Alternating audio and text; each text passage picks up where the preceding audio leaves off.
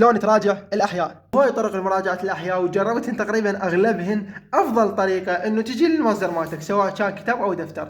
فمثلا نجي هنا موضوع الفجوات، ورا ما طلعنا على الموضوع بشكل كامل نجي شو نسوي؟ نجيب ورقه نقول الفجوات،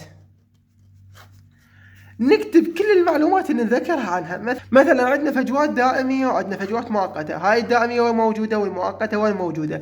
نكتب كل الأشياء اللي نتذكرها عنها. ورا ما كتبنا الأشياء اللي نتذكرها عنها نجي شنو الأشياء اللي ما كتبناها هنا بالصفحة، أو مو شرط نكتبها، حتى لو نكتب بس رؤوس أقلام ونستذكر الباقي بدماغنا.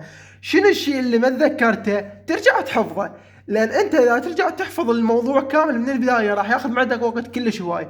بس هاي الطريقه تختصر عليك وقت بحيث ما ترجع تحفظ الاشياء اللي انت اصلا عقلك حافظها، لان تعتبر ايضا استرجاع نشط. بنفس الوقت ضبطت كل الاشياء اللي انت كنت ما مضبطها.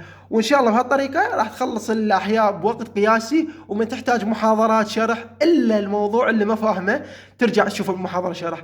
اما الموضوع اللي انت اصلا فاهمه واصلا حافظه بهاي طريقه الاسترجاع النشط ان شاء الله راح تخلص الاحياء بست 7 ايام وقت قياسي.